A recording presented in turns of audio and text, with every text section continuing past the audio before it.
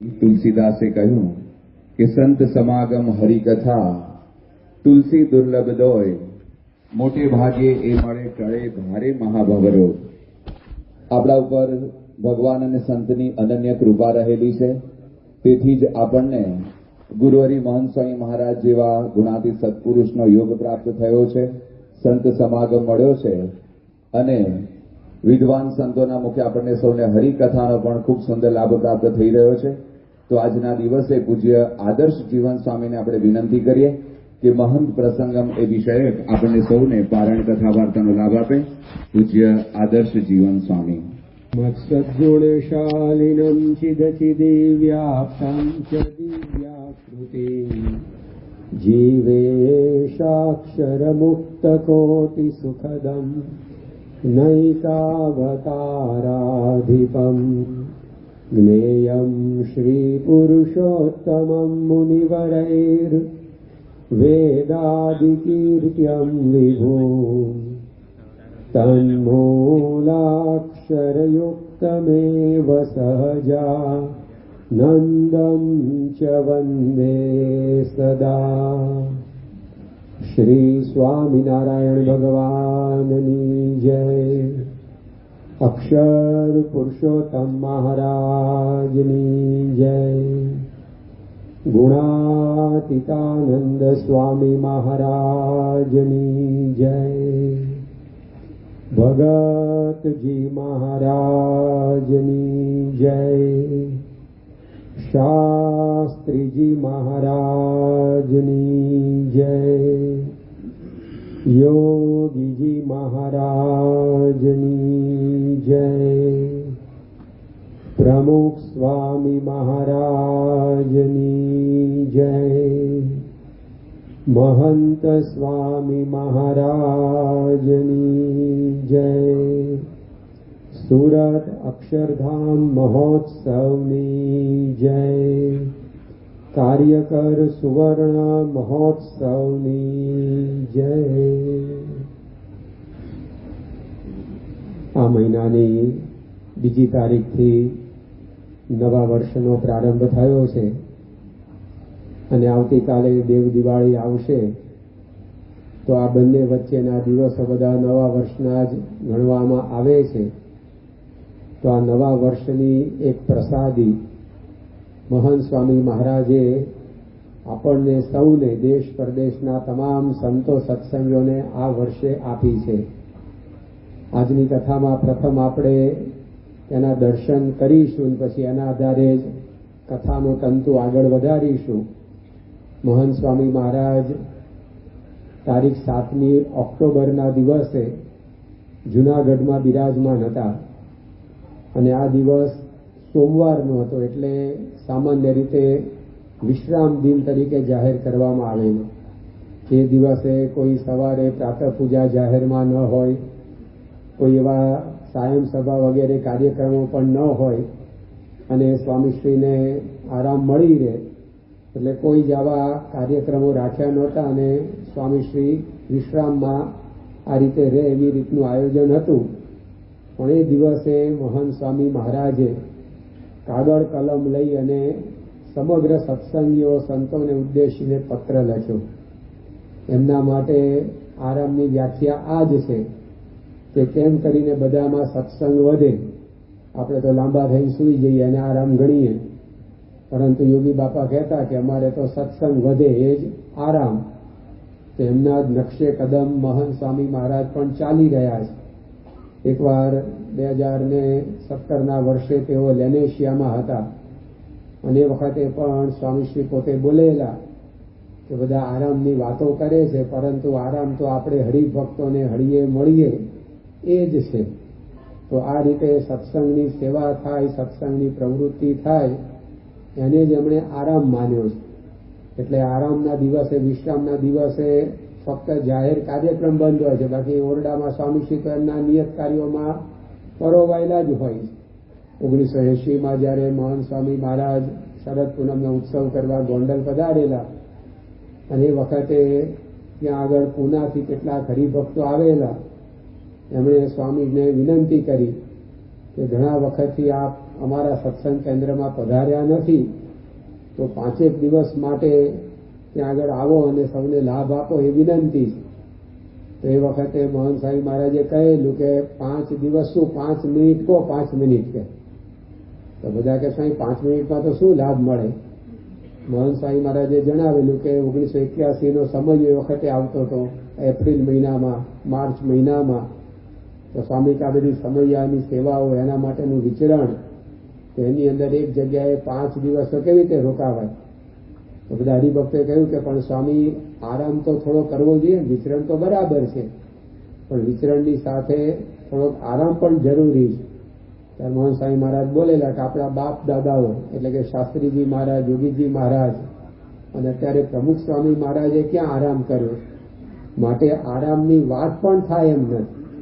તો આવી રીતે એમનું વલણ છે, આ એમની વિચારધારા છે કે જ્યાં સુધી આ દેહ ચાલે ત્યાં સુધી સેવા કરી છૂટવી.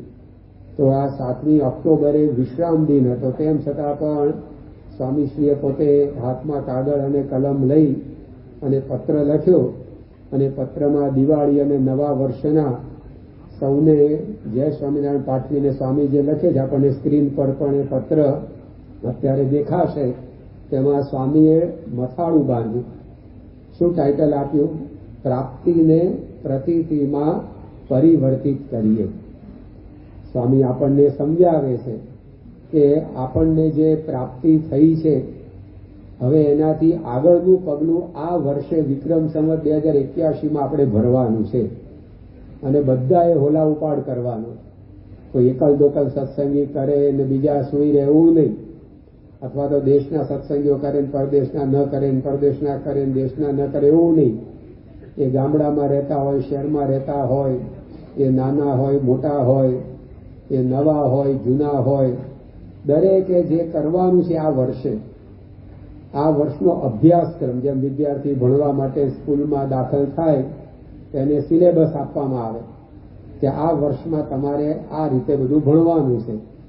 તો એમ મહંત સ્વામી મહારાજે પણ આ વર્ષ માટે આપણને સત્સંગનો આ સિલેબસ આપ્યો અને સિલેબસમાં પહેલો પાઠ, મુખ્ય પાઠ શું છે? પ્રાપ્તિને પ્રતીતિમાં પરિવર્તિત કરીએ. આપણને થઈ જાય કે ભાઈ પ્રાપ્તિ થઈ, હવે કાંઈ કરવું રહ્યું નથી. સ્વામીની વાતોમાં પણ આવા શબ્દ આવતા એટલે આપણે પકડી પાડીએ કે સ્વામીએ કહ્યું કે આ પ્રાપ્તિ થઈ અને બીજું કાંઈ કરવું રહ્યું નથી. તો વાત તો સાચી છે, આ પ્રાપ્તિ થઈ એટલે હવે કલ્યાણ મેળવવા માટે બીજું કંઈ કરવાનું રહ્યું નથી, પરંતુ એ પ્રાપ્તિ છે એને આપણે હવે પ્રતીતિમાં પરિવર્તિત કરવાની. જો પ્રતીતિ ના હોય તો પ્રાપ્તિનો કોઈ અર્થ નથી રહેતો. એકવાર ભગવાન સ્વામિનારાયણ કારિયાણી ગામમાં પધારેલા અને ત્યાં સભામાં બિરાજમાન થયા હશે. તે વખતે તમારા જેવા કોઈ હરિભક્ત એ પોતે કેરીનો કરંડિયો એ મહારાજ માટે લઈ આવ્યા અને મહારાજના ચરણોમાં ભેટ ધર્યો. તો સીધી મહારાજે એ કેરી પર હાથ પસારી અને પ્રસાદીની કરી. એ વખતે જોઈતા ખાચર એક નાના બાળક એ પોતે ત્યાં બેઠા હતા. તો એ પોતે ઊભા થઈ સીધા એ કેરી પાસે આવ્યા. નાના બાળક હોય એટલે સ્વાભાવિક ખાવાનું જોઈને એનું મન લલચાય. ભરપેટ જમીને બેઠું હોય બાળક તો પણ કંઈક ખાવાની વસ્તુ જોવે તો એ ધાપ મારે. તો આ કેરીનો કરંડિયો જોયો એટલે મહારાજ પાસે બાળક રમતો રમતો આવ્યો અને મહારાજને કહ્યું મને કેરી આપો. તો શ્રીજી મહારાજે એને જણાવ્યું કે તારા ગળામાં જે સોનાની ઉતરી છે, સોનાની ચેન એણે પહેરી હશે, તો કે મને આપ તો હું તને એક કેરી આપું. તો પેલા બાળકે એક પણ સેકન્ડનો વિલંબ કર્યા વગર જે પોતાની પાસે સોનાની ચેન હતી એ કાઢીને મહારાજને આપી અને એક કેરી લઈ અને કૂદતો કૂદતો જતો રહ્યો, જાણે સુઈ પ્રાપ્ત થઈ ગયું છે એમ માનીને.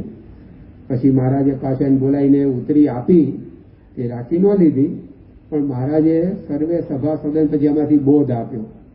મહારાજ કે જો આ બાળક પાસે સોનાની ચેન હતી પરંતુ એને ખબર નહીં કે આ શું છે, તો એક કેરીના બદલામાં એણે આપણને આપી દીધી અને ખબર નથી કે આ સોનાની ઉતરીમાંથી તો આખી ખટારો ભરીને કેરીઓ આવે અને ખબર જ નહીં, એટલે એ કેરીના બદલામાં આપી દીધી. તો પ્રાપ્તિ હતી પણ પ્રતીતિ નહોતી કે આ વસ્તુ શું છે. તો જોઈએ હવે અમે લાભ ઉઠાવી ન શકે. એટલા માટે મહંસાઈ મહારાજ આપણને આ વર્ષે અભ્યાસક્રમ આપ્યો કે આપણને આ પ્રાપ્તિ તો થઈ છે ભગવાન અને ભગવાનના સંતની, પણ જો એમાં પ્રતીતિ નહીં બેઠી હોય તો સત્સંગનું એ પ્રાપ્તિનું જોઈએ એવું સુખ આપણને નહીં આવે. ગુણાતીતાનંદ સ્વામીએ પણ એમની વાતોમાં એક સુંદર દ્રષ્ટાંત દ્વારા વિગત સમજાવી. સ્વામીએ વાતમાં લખ્યું કે એકવાર એક ઘેટા બકરા ચરાવનારો વ્યક્તિ એ પોતે સમી સાંજે સીમમાં ઢોર ઝાંખર ચરાવીને પાછો ગામમાં પેસતો હતો, તો એમાં રસ્તાની અંદર એણે એક ચમકતી વસ્તુ જોઈ અને એને લાગ્યું કે આ તો પથ્થરો બહુ સારો છે, બીજા બધા પથ્થરા તો ડલ છે, નિસ્તેજ છે, આ તો ચમકે છે. એટલે તરત જ એને ઉપાડી લીધો અને પોતાની એક માનીતી બકરી હતી એના ગળે બાંધ્યો. જેની પાસે જે હોય એ એને શણગારે. કોઈની પાસે સાયકલ હોય તો લોકો સાયકલ શણગારતા હોય, જેને રેડિયમની પટ્ટીઓ મારે, ફૂમતા વગેરે લગાવે. સ્કૂટર હોય તો સ્કૂટર શણગારે, ગાડી હોય તો ગાડી શણગારે, કાંઈ ના હોય તો જાતને શણગારે. કારણ કે તો બધા પાસે હોય જ. એટલે ટૂંકમાં જે પાસે પોતાની પાસે વસ્તુ હોય એને આવી રીતે ટાપટીપ કર્યા કરે. આને એક માનીતી બકરી હતી, તેના ગળાની અંદર એણે પોતે આ પ્રકારે પેલો પથ્થરો બાંધ્યો અને ગામમાં પ્રવેશ્યો તો પેસતા જ એક મહાજનની દુકાન હતી. એમણે બેઠા બેઠા જોયું કે આ બકરીના ગળામાં શું ચમકે છે. એટલે પેલા ઢોરા ચરાવનારાને નજીક બોલાવે અને પૂછ્યું કે ભાઈ આ તે શું બાંધ્યું છે. તો આ તો એક પથ્થરો જરા સારો લાગ્યો, બીજા કરતા જુદો ચમકતો, એટલે મને ગમી ગયો. આ મારી માનીતી બકરી એના ગળે બાંધ્યો છે. તો પેલા મહાજને કહ્યું તું તને 10 રૂપિયા આપું, આ પથ્થરો મને આપીશ? તો પેલો કે ભાઈ હવે પથ્થરાના 10 રૂપિયા કોણ લે, તું એમને એમ લઈ જા. એ પાછો દાતાર નીકળે, એમને એમ આપી દઉં. ત્યારે આ મહાજન કે એમને એમ તો કોઈની વસ્તુ લેવાય નહીં, તું 10 રૂપિયા રાખ ને રાખ. પરાણે આપ્યા. પેલો 10 રૂપિયા લઈને ઉપડી ગયો. પણ મહાજનને જ્ઞાન હતું, એને ખબર હતી કે આ વસ્તુ કોઈ સાધારણ નથી. એટલે એક ઝવેરી હતા એની પાસે વેચવા ગયા અને ઝવેરીને જઈને કહ્યું કે આ જણસ વેચવી છે, શું કિંમત આપશો? ઝવેરીએ રત્ન તપાસ, હકીકતમાં તો હીરો હતો, કે પથ્થરો નહોતો. એટલે આ પાકું છે, બરાબર છે કે નહીં, અસલી નકલી શું છે એની પરખ કરીને લાગ્યું કે આ તો અસલી માલ છે. એટલે તરત જ કિંમત ઠરાવી કે ભાઈ હું આના વધુમાં વધુ લાખ રૂપિયા આપું, એથી વધારે નહીં. તો પેલા તરત જ વેચી કાઢ્યું, કારણ કે 10ની સામે લાખ મળતા હતા. આવો સોદો કોણ છોડે? આમાં વકરો એટલો નફો જ હતો. એટલે તરત જ આ રીતે વેચી દીધો. પણ જેને લાખમાં લીધું એ રત્ન, એને કે બુદ્ધિ ગીરવે નહોતી મૂકી. એને ખબર હતી આ તો લાખ કરતા વધારે કિંમતનું રત્ન છે. એટલે એક મોટો ઝવેરી એની પાસે વેચવા ગયો અને કહ્યું કે આની શું કિંમત આપશો? તો પેલા કહ્યું કે આની હું વધુમાં વધુ કરોડ રૂપિયા કિંમત આપું, એથી અધિક નહીં. તો તરત સોદો કર્યો, કારણ કે લાખની સામે કરોડ મળતા હતા, 99 લાખનો ફાયદો. તો તરત એણે વેચી માર્યું રત્ન. પણ જેણે કરોડમાં હીરો ખરીદ્યો એનો ઉપલો માળ ખાલી નહોતો. એને ખબર હતી કે આ તો કરોડ કરતા વધારે કિંમત આપે એવી વસ્તુ છે. જેવો તેવો તો ખરીદી પણ નહીં શકે. કોઈ ખમતી ઘર ખરીદનારો હોય એની પાસે જવું પડશે. એટલે શાહુકાર એની શાખ ચારે બાજુ પ્રસરેલી ત્યાં જઈને વેચવાનું નક્કી કર્યું અને ત્યાં પહોંચ્યો ખરો એ ઝવેરી, પણ ભગવાનનું કરવું, શાહુકાર બહારગામ ગયેલો, દીકરો પેઢી ઉપર બેઠો. એને જઈને કહ્યું કે આ જણસ વેચવી છે, શું કિંમત આપશો? તો છોકરાએ રત્નની પરીક્ષા કરીને લાગ્યું કે આ તો એકદમ પરફેક્ટ માલ છે. એટલે એણે કહ્યું કે આની હું તમને શું કિંમત આપું, પણ તમે એક કામ કરો, મારો ખજાનો આખો જળ ઝવેરાતથી ભરેલો છે, 100 મજૂર લઈ આવો. સવારે સૂર્ય ઉગે ત્યારથી આત્મે ત્યાં સુધી જેટલું એ મજૂર એમાંથી બહાર ખેંચે એટલી આની કિંમત. તો જે ગુમાસ્તા નોકર ચાકર બધા પેઢીમાં હોય ને બધા છોકરાને સમજાવવા લાગ્યા કે ભાઈ ઉતાવળ ના કરો, 2 દાડા ખમી જાઓ, બાપુજીને આવી જવા દો, કંઈ ભાગી જવું નથી વગેરે. કારણ કે બધાને થયું કે ગમે તેટલું કિંમતી રત્ન હોય તો એ 100 મજૂર લઈ મંડી પડે પાવડા તો આ ખજાનાનું તળિયું દેખાડી દે. એટલી તો કિંમત ના જ હોય ને રત્નની. પણ દીકરો 1 ને 2 ન થયો. એને તો કહ્યું કે ના, મેં કિંમત ઠરાવી એ બરાબર છે. તો જે વેચવા આવેલો કે બાકી રાખે, એ ઉપડે સીધો બજારમાં અને 100 મજૂર હટ્ટા કટ્ટા ભેગા કરે, ટેટા મેટા જેવા નહીં પાસે. આ કંઈ કપચી કાકડા નહોતા ખેંચવાના પાવડાથી, નગદ નાણું જ ઉછેડવાનું હતું. એટલે એક એક પાવડા 5-5, 7-7 કિલો ઉચકીને ફેંકી દે બહાર. એવા બળિયા માણસો ભેગા કર્યા અને બધાની એક મિટિંગ કરી. મિટિંગમાં આવતીકાલના કામની સમજૂતી આપી કે કાલે સવારથી સાંજ સુધી શું કામ કરવાનું છે. એમાં એક કડક સૂચના એ પણ આપી કે આવતીકાલે સવારે બધા ભરપેટ નાસ્તો કરી લેજો, પછી આખો દાડો કોઈ ખાવા પીવાની વાત નહીં કરવાની. નકર આ બધા કામકાજ કરનાર એને 2 કલાકે પાછી મિલો ચાલુ કરવા જોઈએ. એ વિડીયો ફૂંકવામાં 5-15 મિનિટ કાઢે, બપોરે પાછા ટિફિનના ડબલા ખોલે, અડાડી ચા પીતા જાય, તેમાં કેટલું નુકસાન જાય.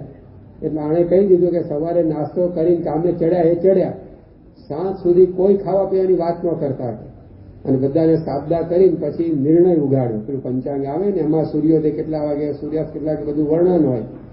તેમાં લખ્યું હતું કે સૂર્યોદય આવતીકાલ સવારે 6 વાગે થવાનો છે. તો બધા 5 વાગે નાઈને ખજાના ઉપર બેસી ગયા, કારણ કે આમાં કઈ મોડા પડવું પોસાય. આખી ઓછી રવિ સભા પરાસભા છે, તો છેલ્લે જઈએ તો ચાલે. આવી વાતમાં તો કોણ મોડું પડે. તો બધા જ આમ 5 વાગે નાઈને બેસી ગયા. પૂર્વ દિશા સામે બધાની નજર, અને જેવી સૂર્યની પહેલી ટસર ફૂટી અને ધમધમાઈને બધા જ મંડી પડ્યા. અને સાંજ સુધીમાં તો આખો ખજાનો તૈયાર છાટક કરી નાખ્યો. આખા નગરમાં હાહાકાર મચી ગયો. દીકરાએ ખજાનો લૂંટાઈ દીધો, દીકરાએ ખજાનો લૂંટાઈ દીધો. જે કંઈ ચેનલમાં આ જ ન્યૂઝ આવે, વોટ્સએપમાં આ જ મેસેજ, છાપામાં આ જ હેડલાઇન. અને 2 દિવસ પછી પેલો બાપ બહારગામ ગયેલો પાછો આવ્યો, અને જેવો હજી તો નગરમાં પ્રવેશ કરે, બધા આ જ સમાચાર આપે, છોકરાએ દેવાળું ફૂક્યું છે ને, તમારે આવી રીતે બધું ઊંધું માર્યું છે ને. ત્યારે પેલો બાપ વિચારમાં પડી ગયો કે આ દીકરો ઊંધું મારે એવો હતો નહીં, બીજાનું માર્યો પણ આપણું હાચો એવો હતો. પણ બધા જેવા એક જ વાત કરે છે, તો ઘેર પછી પહેલા પેઢી ઉપર જવા દો. અને પેઢી ઉપર જઈને દીકરાને પૂછ્યું કે બેટા બધા કહે છે કે ખજાનો ખાલી કરી નાખ્યો, તો કે વાત સાચી છે. તો બાપ કે મારે એને ભરવામાં 50 વર્ષ થયા હતા, તો 2 દાણ કેમનું ફૂંકી માર્યું બધું. તો છોકરાએ પેલો હીરો ખરીદ્યો, કે બાપના હાથમાં મૂક્યો કે મેં આ વસ્તુ ખરીદી છે, એના બદલામાં બધું આપી દીધું. એ સાંભળીને બાપ ખડખડાટ હસવા માંડ્યો. એનું હસવું સમાય નહીં. તો લોકોને લાગ્યું કે આની ડાગડી ચસકી, હવે આ ખોટ ખાઈ ગયો ને એટલે ગાંડો થઈ ગયો એટલે હસ્યા કરે. તો બીજાને તો આશ્ચર્ય થાય, દીકરાને ખુદને આશ્ચર્ય થયું, કારણ કે જિંદગીમાં એણે એના બાપને આટલા હસતા કોઈ વાર જોયા નહોતા. લગ્નના આલ્બમમાં આટલા હસતા દેખાતા નહોતા, કારણ કે ત્યારથી ઘણા લડવા દાડા શરૂ થતા હોય. તમારી વાત નથી, પણ આ રીતે દીકરાને આશ્ચર્ય થયું કે આ બાપ આટલું બધું કેમ હસ્યા કરે છે, ખાલી કિંમત કહી એટલામાં. એટલે 2 હાથે ઝાલીને ઉભા રાખ્યા અને કહ્યું કે મેં આ કિંમત કહી એમાં આટલું બધું તમે કેમ હસો છો. તો પેલો શાહુકાર કહે કે બેટા સાવ મફતમાં હીરો પડાવી દીધો, 1 દિવસની તો કમાણી આપવી જોઈએ ને. ત્યારે બધાને આશ્ચર્ય થયું કે આટલું બધું લઈ ગયો તો મફતમાં. પછી પૂછ્યું કે આ વસ્તુ હકીકતે છે શું. ત્યારે પેલા શાહુકારે ફોડ પાડ્યો કે ભાઈ આ તો ચંદ્રકાંત મણી છે, અને જ્યારે શરદ પૂનમનો ચંદ્ર ખીલશે અને કાસકમાં એને રાખી આપણે અગાશીમાં મૂકશું, ત્યારે આમાંથી નીકળતા કિરણોને ચંદ્રના કિરણ 2 સમસૂત્રી થશે. એક થશે ત્યારે આ ફૂટશે અને એમાંથી કેટલું સોનું નીકળશે. ત્યારે એ જાણીને બધાને થયું કે ઓહો, આ શાહુકારને તો શું પ્રાપ્તિ થઈ ગઈ. તો સ્વામીએ તો એમની વાતમાં દ્રષ્ટાંત આપ્યું છે, પરંતુ એના આધારે મહંત સ્વામી મારા સુંદર વાત સમજાવે છે. સ્વામી કહે વસ્તુ એની એ જ હતી. જે હીરો એ પેલા ઢોર ચરાવનારાના હાથમાં તો એ જ શાહુકારના હાથમાં હતો, પણ એકને 10 રૂપિયા મળ્યા, એકને લાખ મળ્યા, એકને કરોડ મળ્યા, અને શાહુકારને તો કોઈ ગણતરી જ ન હોય એટલું મળ્યું. તે મળ્યું એ શેના આધારે મળ્યું? હીરાના આધારે મળ્યું કે હીરાના જ્ઞાનને લીધે મળ્યું? કે હીરો બધા પાસે કોમન હતો, પણ જેમ જેમ એ શું છે એ સમજાતું ગયું, એની પ્રતીતિ જેને જેટલી વધારે હતી એટલું એ હીરામાંથી વધારે બહાર કાઢી શક્યો. એટલે ઢોર ચરાવનારને પથ્થર જ લાગતો હતો, પ્રાપ્તિ હતી પણ પ્રતીતિ નહોતી, તો એને 10 જ રૂપિયા મળ્યા. મહાજનને થોડીક પ્રતીતિ વધારે હતી, થોડું જ્ઞાન વધારે હતું, તો એને લાખ મળ્યા. પેલા બીજા ઝવેરીને એના કરતા વધારે જ્ઞાન હતું તો એને કરોડ મળ્યા. પણ શાહુકાર છે એને પૂર્ણ પ્રતીતિ હતી કે આ વસ્તુ છે શું, તો એ અંદરથી કેટલું બધું કાઢી શક્યો. એમ આપણા બધાના હાથની અંદર મહંત સ્વામી મહારાજ રૂપી હીરો અત્યારે આવ્યો છે. શ્રીજી મહારાજ રૂપી હીરો આપણને બધાને મળ્યો છે. પણ હવે એ પ્રાપ્તિ એને આપણે પ્રતીતિમાં જેટલી પરિવર્તિત કરીએ એટલું એમાંથી આપણને વિશેષ ને વિશેષ એ આ સુખ આવશે. તો પ્રાપ્તિ થઈ એનાથી પૂરું નથી થતું. પ્રાપ્તિ થઈ એટલે ઘણું કામ થઈ ગયું એ વસ્તુ નક્કી, પણ એ પ્રાપ્તિને આપણે પ્રતીતિમાં તબદીલ કરવી પડે, પરિવર્તિત કરવી પડે. તો એ પ્રતીતિ કેવી રીતે આવે? તો સ્વામી કહે જેમ જેમ આપણને જે મળ્યું છે એનો આપણે મહિમા સમજતા જઈએ તેમ તેમ આપણને એમાં પ્રતીતિ બેસતી જાય. જે મળ્યું છે એને જાણતા જઈએ, ઓળખતા જઈએ, એનું જ્ઞાન મેળવતા જઈએ, ટૂંકમાં આપણા સાંપ્રદાયિક પરિભાષામાં એનો મહિમા સમજતા જઈએ, તો એની અંદર પ્રતીતિ આવે. એટલે ગુણાતીતાન સ્વામી આપણને લાઈફ ટાઈમ લેસન આપી દીધું. પહેલા પ્રકરણની પહેલી વાત, ભગવાનને સાધુના મહિમાની વાતો નિરંતર કરવી અને સાંભળવી. અહીંયાથી જ સ્વામીનો ઉપદેશ શરૂ થાય છે. જે ગ્રંથની અંદર સંગ્રહિત છે તો પહેલું જ વાક્ય આ છે. કારણ કે એ મહિમા સમજાશે, એટલે કે પ્રતીતિ આવશે તો જ પ્રાપ્તિનો અર્થ સરવાનો.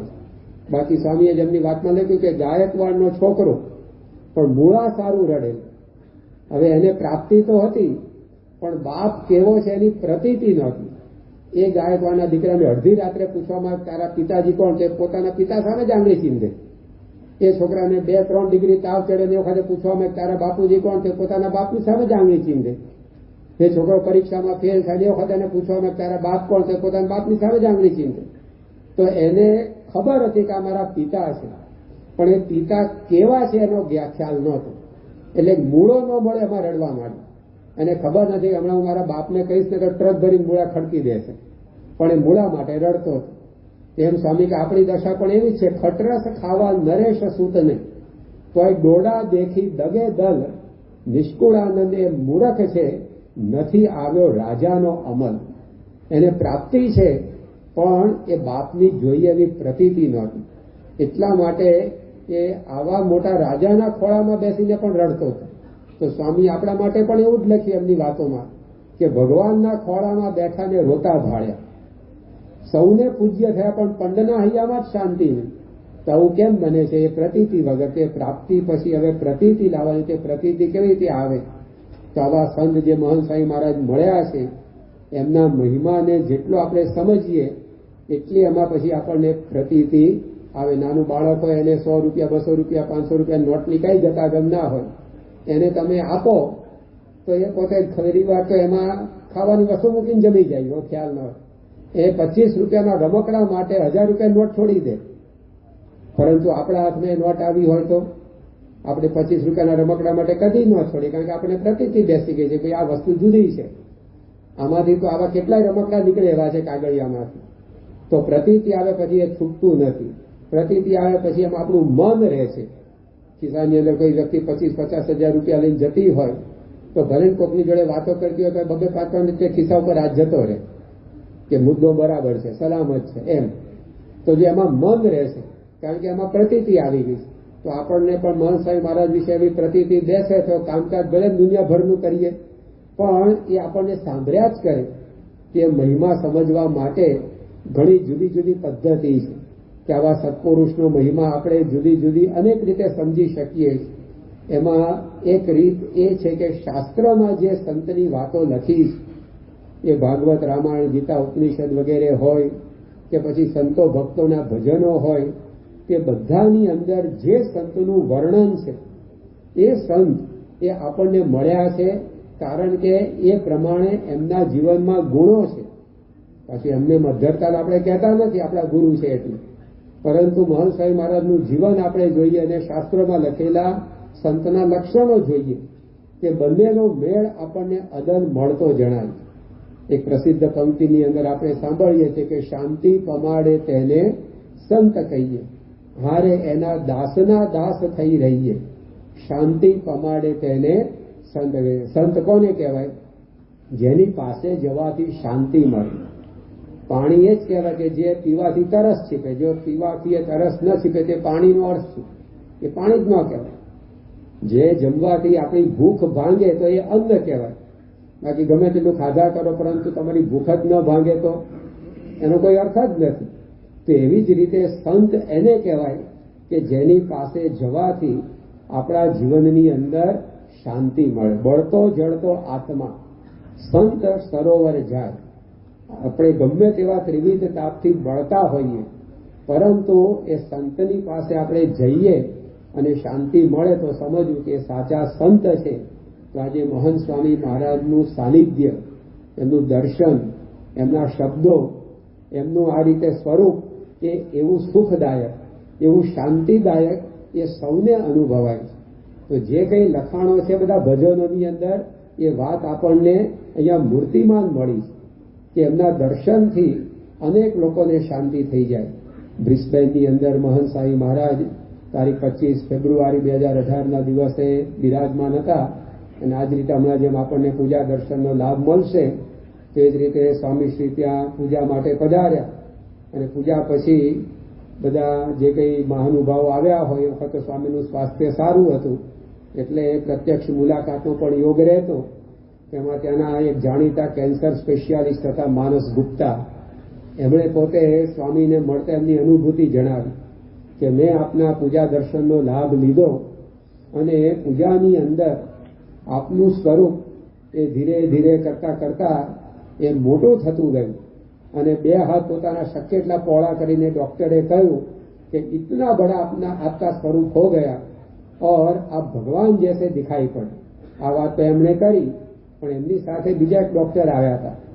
એમણે પોતે મહંત સ્વામી મહારાજને વાત કરી કે आपकी पूजा का दर्शन किया इतना अच्छा लगा कि दिल में शांति शांति हो गई.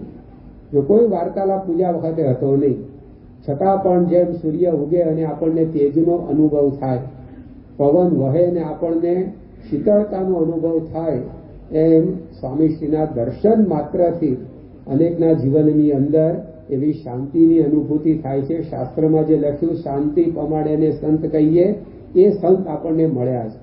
મહંત સ્વામી મહારાજ તારીખ 9 મે 2018ના દિવસે બેંગ્લોર પધારેલા અને ત્યાં બેંગ્લોરની અંદર સાયમ સભા પૂર્ણ કરી અને સ્વામીશ્રી પોતાના ઉતારે પધાર્યા. તે વખતે ત્યાંના સ્થાનિક સંત સરલ જીવન સ્વામી એમણે પોતે મહંત સ્વામી મહારાજને વાત કરી કે સ્વામી આપ અહીંયા 2-3 દિવસથી પધાર્યા છો અને આપની સભાની અંદર એ રીતે દર્શન કરવા માટે એક જૈન મહિલા એ આ રીતે આવેલા. હવે એ જે મહિલા હતા એ સંસાર વ્યવહારથી એવા પરેશાન હશે કે એમણે પોતે આત્મહત્યા કરીને જીવન ટૂંકાવી લેવાનો નિશ્ચય કરી લીધો. માણસ માત્ર દુઃખથી બહુ મૂંઝાય ત્યારે પછી એને એમ વિચારે કે આ બધા દુઃખમાંથી છૂટવા અંતિમ રસ્તો શું છે કે આત્મહત્યા. પણ આત્મહત્યા કરવાથી દુઃખનો પ્રશ્નનો અંત નથી આવતો, જીવનનો અંત આવે. દુઃખ મટાડવાનો એ કંઈ ઉપાય નથી. માથું દુખતું હોય તો માથું કપાય નહીં, ગોળી લેવાની હોય. માથું કાપો તો દુખાવો તો મટી જ જાય, તો બધું ટળી જાય એની સાથે. તો માથાનો દુખાવો મટાડવા માટે માથું ન કપાય પણ ગોળી લેવી પડે. ઘરની અંદર તમે બેઠા હોય તમને ગરમી લાગતી હોય તો એ ગરમી ટાળવા માટે બારીના કાચ ન ફોડાય, બારી ખોલાય.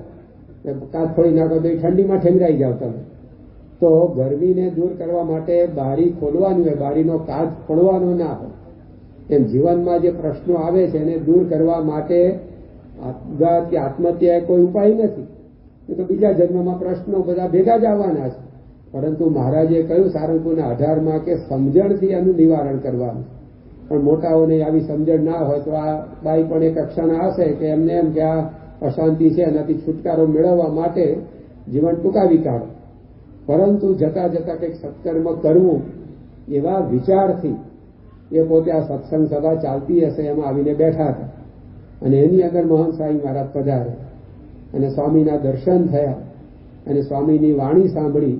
એટલા માત્રથી એમના જીવનની અંદર એવી નવી ઉર્જા પ્રાપ્ત થઈ, એવી એમને શાંતિ મળી કે એમણે પોતે સ્વહસ્તે પત્ર લખ્યો સ્વામીશ્રીને કે મારા જીવનના આખરી દિવસે, એટલે કે જેને એમણે પોતે ગણ્યો તો આખરી દિવસ, પણ એ દિવસે આ રીતે આ દર્શન થયા અને મારા મનમાંથી મેં આત્મહત્યાનો વિચાર માંડી વાળ્યો છે અને હવે મારે નવેસરથી જીવન જીવવું છે.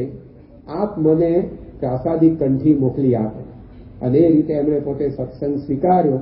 તો આપણને ખ્યાલ આવે કે સ્વામીશ્રીનું દર્શન એનાથી પણ લોકોના મનની અંદર કેટલી બધી શાંતિ રહે. દર્શન ભલે દૂરથી જ થતું હોય, એવું નથી પાછું નજીક બેસીને દર્શન કરીએ તો જ આવી ટાઢક થાય. ભૌતિક પદાર્થોમાં એવું હોય છે, એર કન્ડિશનની જેટલા નજીક એટલી તમને ઠંડક વધારે અનુભવાય, જેમ જેમ દૂર જાવ એમ ઓછી ઠંડક અનુભવાય. ટ્યુબલાઇટની જેટલા નજીક એટલો પ્રકાશ વધારે હોય, જેમ જેમ દૂર જાવ એટલો પ્રકાશ ઓછો થતો જાય. પણ આ સત્પુરુષનું સાનિધ્ય એવું છે કે દૂર રહ્યા થતાં પણ એનો લાભ એ નજીક જેટલા હોય એટલા જ મેળવી શકે, એટલો જ મળી શકે. સૂર્ય આપણાથી કેટલો દૂર છે, 14 લાખ કિલોમીટર દૂર છે, તેમ છતાં પણ એ સૂર્ય ઉગે એટલે ખૂણે ખાચરે રહેલા કમળ ખીલી જાય. તેમ સ્વામીશ્રી પોતે આ રીતે એવા સત્વશીલ છે, તેમના દર્શનથી અનેકને શાંતિ થાય. એ રીતે એમની વાણી, એ વાણી પણ એમની એવી શાંતિદાયક. જેમ દર્શન માટે હરિનાથમાં લખ્યું છે કે સંતાપ નાશ કર દર્શન છે તમારું, તેથી વિશેષ મન શાંત થયું અમારું. ભગવાન અને સંતનું દર્શન એ સંતાપ હરનારું કહ્યું છે. તો એ અનુભવ આજે સ્વામીશ્રી વિશે થાય છે. શાસ્ત્રોમાં જે વાતો છે, સંતના લક્ષણો છે, એ મૂર્તિમાં નહીં દેખાય છે. એવી જ રીતે એમની વાણી, એમના જીવનની અંદર એ જે કંઈ પણ એમની વાણી ઉચ્ચરે છે, એના આ રીતે શ્રવણથી પણ અનેક લોકોની સમસ્યાઓ ટળે છે, શાંતિનો એમને અનુભવ થાય છે. તારીખ 27મી જુલાઈ 2019ના રોજ સ્વામીશ્રી અટલાદરામાં બિરાજમાન હતા અને એ વખતે તો પ્રત્યક્ષ મુલાકાતોનો જો કાર્યક્રમ સવાર સાંજ રહેતો. એમાં એક હરિભક્તે ત્યાંના સ્થાનિક વ્યવસ્થાપક ભાગ્યસેતુ સ્વામીને કહ્યું કે મને ગમે તેમ કરીને મહંત સ્વામી મારા સાથે ભેટો કરાવી દો, કારણ કે ઘણા બધા મારા પ્રશ્નો છે અને એનો ઉકેલ નહીં મળે ત્યાં સુધી મને ઊંઘ આવશે નહીં, ખાવાનું ભાવતું નથી, ખૂબ કાકનુદી કરી. ત્યારે સંતોએ કહ્યું કે તમને આજે તો બરાબર છે, આજે તો હવે તમે કહો છો ને તાત્કાલિક તો મેળ પડે નહીં, પણ 2-4 દિવસમાં જરૂર સ્વામીશ્રી જોડે મુલાકાત કરાવી દઈશું. અને આ રીતે અમને સાંત્વન આપ્યું, બાંહેધરી આપી. પરંતુ બીજા જ દિવસે એ હરિભક્ત સંતોને મળ્યા અને કહ્યું કે મારે હવે સ્વામી મળવું નથી. તો સંતોને પહેલાં જ લાગ્યું કે અમને કંઈક ખોટું લાગ્યું કે શું, કે ના પાડે છે મળવાની. એટલે સંતોએ કહ્યું કે અમે તમને જરૂર મેળવી દઈશું, તમે ચિંતા કરી ના કે હવે પણ મારે મળવો જ નથી. કે કેમ ના પાડો છો? તો કે ગઈકાલે સાંજે સભાની અંદર હું આવેલો અને સભામાં પ્રાપ્તિ વિષયક આખો કાર્યક્રમ રજૂ થયો અને એમાં મહંત સ્વામી મહારાજે આપણને જે ભગવાન અને સંતની પ્રાપ્તિ થઈ છે વિષયક આશીર્વાદ આપ્યા, એ સાંભળીને મારા તમામ પ્રશ્નોનું સમાધાન થઈ ગયું. હવે મારે કોઈ સ્વામીને પૂછવાની જરૂરિયાત રહી નથી. તો આ મહંત સ્વામી મહારાજની વાણીનો પ્રતાપ છે કે એમના એ વાણીના શ્રવણથી એ આપણને શાંતિ થઈ જાય. ગુણાતીતાનંદ સ્વામીએ એમની વાતોમાં લખ્યું કે મુક્તાનંદ સ્વામી જેવા વાતો કરે તો 2000 માણસની સભા બેઠી હોય, પણ દરેકના સંકલ્પના ઉત્તર થતા જાય. એમ મહારાજના સાધુ તો જાણે અને વાત કરે. તો મહંત સ્વામી મહારાજ એવા મહારાજના સાધુ છે, સાક્ષાત મહારાજ છે. તો એ પોતે વાત કરે તો આપણા સમાધાન કેમ ન થાય? ઘણાની કથા વાર્તા એવી કે આપણા પ્રશ્નોને તો 2 ઊભા કરીને આપણને મોકલે ઘેર. પણ આ સંત એવા છે કે જે પોતે આપણા તમામ સંકલ્પ વિકલ્પ એ સમાવી દે, એવું એની વાણીની અંદર તેજ છે. તારીખ 6 નવેમ્બર 2002ના દિવસે અમેરિકાની અંદર ક્લિયર લેકની અંદર મહંત સ્વામી મહારાજ વિચરણનીમાં પધારેલા અને ત્યાં એક દક્ષિણ ભારતીય ડોક્ટર એમની સભાની અંદર આવીને બેઠેલા. તો ગુણભાવી દ્વારા કે કોઈ સત્સંગી દ્વારા એ પોતે આ સત્સંગનો લાભ લેવા માટે આવ્યા હશે અને મહંત સ્વામી મહારાજે ત્યાં આગળ આ રીતે કથા વાર્તામાં એ વખતના સમયની અંદર સ્વામી માઇન્ડ, બોડી એન્ડ સોલ, શરીર, મન ને આત્મા, આ વિષયને અનુલક્ષીને ખૂબ સુંદર વાતો કરતા. તો આ પ્રકારે મહંત સ્વામી મહારાજ એ પોતે ત્યાં આગળ આ રીતે કથા એમણે કરી અને કથા પછી આ દક્ષિણ ભારતીય ડોક્ટર એ સ્વામીશ્રીને મળવા માટે આવ્યા અને એમણે પોતે વાત કરી કે 55 વર્ષમાં મેં મારા જીવનની અંદર આવી વાતો સાંભળી નથી અને મારા ઘણા પ્રશ્નોનું સમાધાન એ આ સ્વામીની વાતો સાંભળવાથી થઈ ગયું. તો આ રીતે જો સ્વામીની વાતો એટલે કે મહંત સ્વામી મહારાજની વાતો પણ એવી, એમના દર્શનથી શાંતિ થાય, આ રીતે એમની વાણીના શ્રવણથી પણ શાંતિ થાય. તો જે શાસ્ત્રોમાં લખ્યું છે સંત લક્ષણ કે શાંતિ પમાડે તેને સંત કહીએ, તો ખરેખર એવા સંત કે આજે આપણને મળ્યા છે. તો આવો જેમ જેમ મહિમા જુદી જુદી રીતે આપણે એમનો સમજતા જઈએ તેમ તેમ સ્વામી આ વર્ષે આપણને જે અભ્યાસક્રમ આપ્યો છે કે પ્રાપ્તિને પ્રતીતિમાં પરિવર્તિત કરીએ, એ કાર્ય આપણું સિદ્ધ થતું જાય છે. તો સ્વામીના એવા મહિમાની વિશેષ વાતો આવતીકાલના સત્રમાં આપણે આગળ વધારીશું. અત્યારે સ્વામીશ્રી મંદિર પર આવી ગયા છે, એનું પ્રસારણ અહીંયા આપણે જીવંત રૂપે જોઈએ. શ્રી સ્વામિનારાયણ ભગવાનની જય.